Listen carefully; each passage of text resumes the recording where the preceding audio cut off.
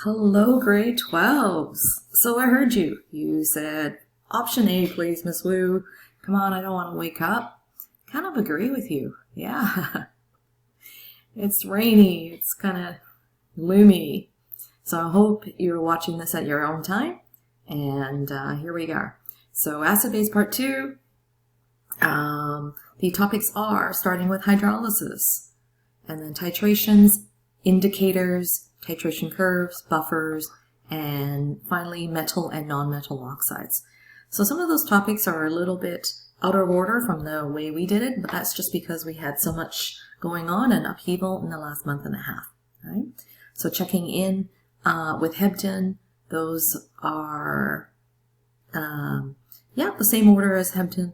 Now Hebden does have a little bit more detail than what's needed, especially in the section of titration curves, okay? So don't freak out too much if you are reading that. And of course, just because these are the main topics, I still assume that you know the old stuff like Ka, Kb, and how to get pH. Those are still fair game. Those are some of the basics that you still need to know with acids and bases. Let's take a look at the first one that we have here. The first one is, a little bit smaller. There we go. The first one is a hydrolysis question, and this hydrolysis question then goes on and expands into becoming a Kb calculation. So here's our sodium carbonate. It is a salt. It is not the sodium. Sodium is an alkali ion, group 1, so it does not undergo hydrolysis. So instead, it is the carbonate ion. Carbonate ion is a weak base. If we go to the data booklet, let's see if we can go to the data booklet. Man, been writing all over it. And that's not the one I want. Where is the carbonate? Oh, there it is. So there's the carbonate. Carbonate is on the right-hand side. It is a weak base. So its conjugate acid is our 5.6 times 10 to the negative 11, Ka. So let's see how we do that. And we use that. So here's our Kb. It is basic in that carbonate receives a proton and water donates a proton, and we end up with hydroxide. So this is a basic Kb calculation. Kb, of course, is Kw divided by Ka. And so remember that 5.6 times 10 to the negative 11 that we looked up on our data booklet? That's where it goes. So there is the Ka of its conjugate acid. So then that means that our Kb is calculated to be the 1.8 times 10 to the negative 4. Writing our Kb expression, of course, and substituting in our equilibrium concentrations. Of course, with our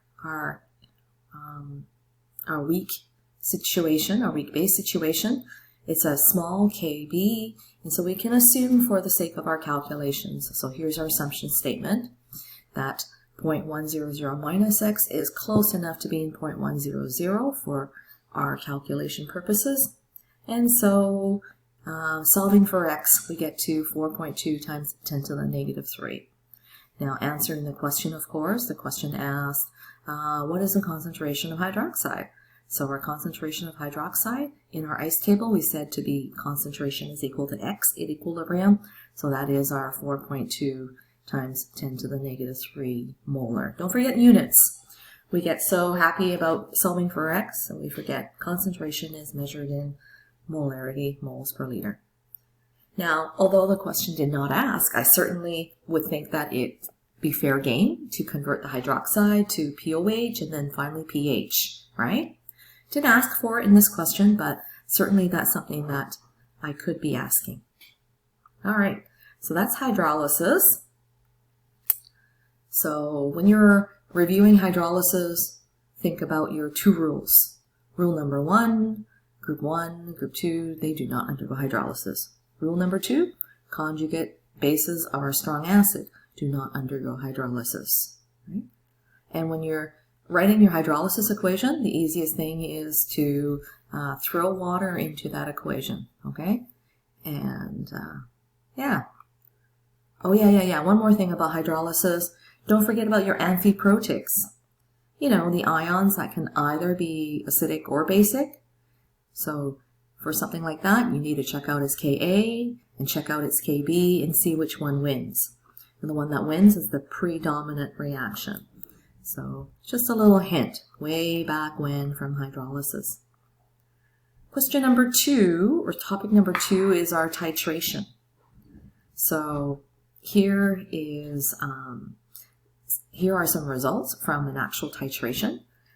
And with the 3 volumes here, with our 3 trials, be sure to take a look at whether, you know, all 3 trials look like they're pretty close within each other. I took the trial number 1 as an outlier, so I did not include that into my average. Now, if you had simply averaged all 3, I mean, I'm probably just going to take, like, you know, if it were a test, it would just be half a mark off. So don't worry about it. Just continue with your calculation. The final answer isn't that far off anyways. Here's a common mistake. The common mistake is not balancing the equation. Look at that. Strontium hydroxide needs 2 hydrochloric acids for neutralization. So that's a common mistake. Be careful about that. Okay. The mole ratio is important here. Whoops. Where did I go? There I am. Okay. And yes, neutralization reactions are going to be the single-sided arrow. So first things first was I took an average of my volume of hydrochloric acid.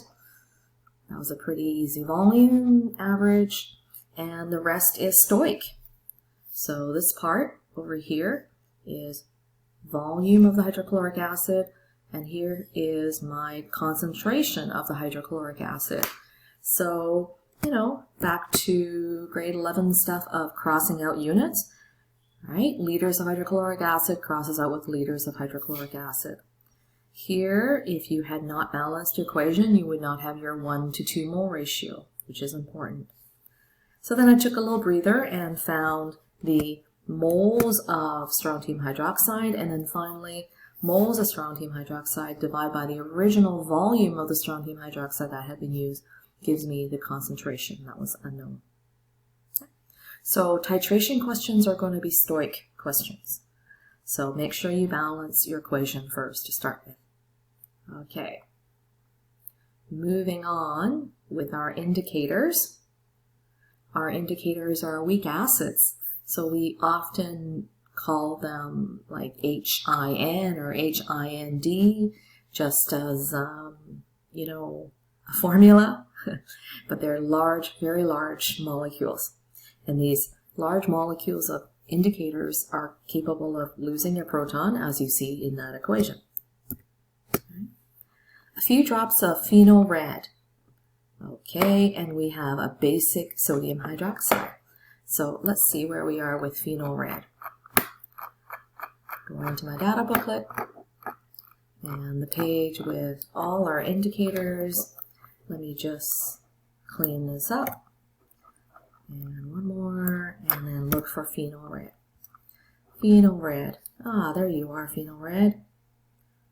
Phenol red is yellow or red.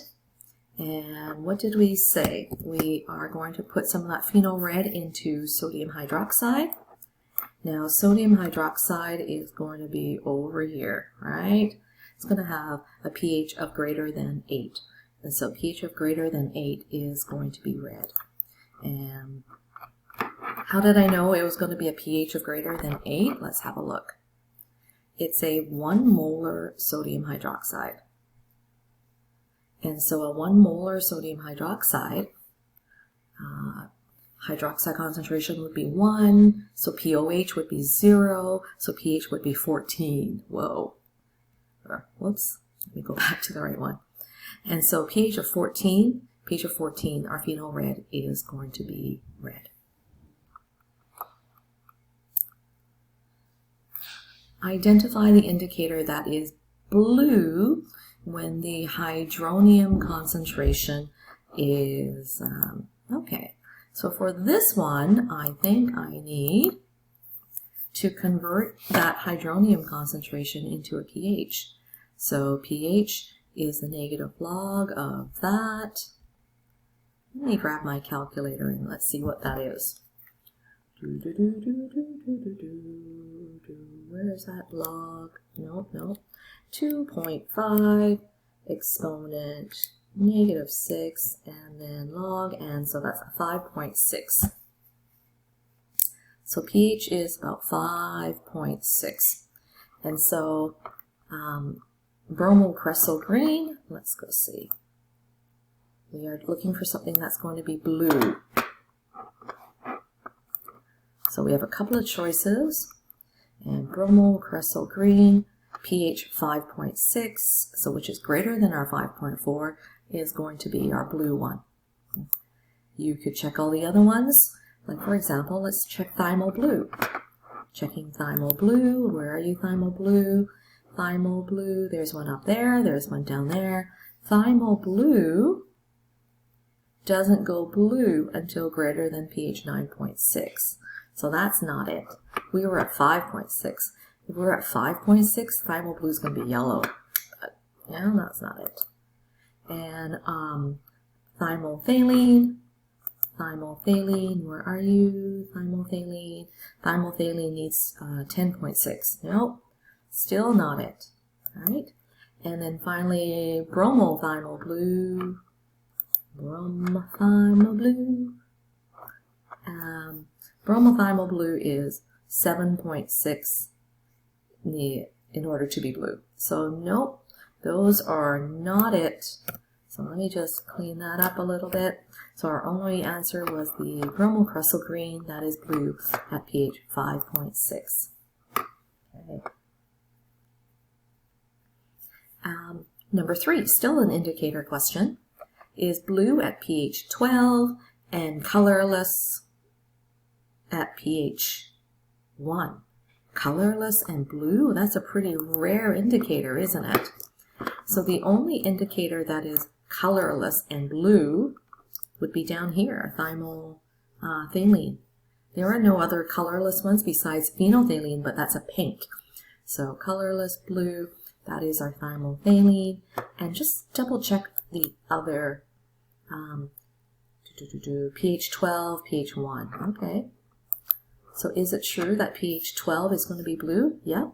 pH 12 is greater than our 10.6. It is going to be blue. And if we were at pH 1, which is definitely lower than 9.4, yep, it's going to be colorless. So just a matter of reading this fancy data table chart. All right. Now, I see that I'm at 13 minutes already, so I don't think I'm going to be able to finish going over all of these in 15 minutes, which is the limit to my video. I know, I was being cheap, and this video company only allows me 15 minutes. I don't know, maybe I'll go real quick. Titration curves. Titration curves. This is a weak acid. So we have to think about titration curves. We've looked at 3 categories of titration curves.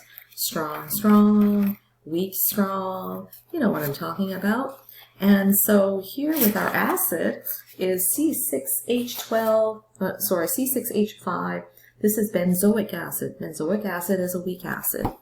And so a weak acid with a strong base, we are going to see a titration curve with, so the titration curve is going to go and look like, and then, okay, and our pH here is going to be at greater than 7. And the reason why the pH is greater than 7 is because the salt that's produced. So C6H5, COOH, right? And sodium hydroxide.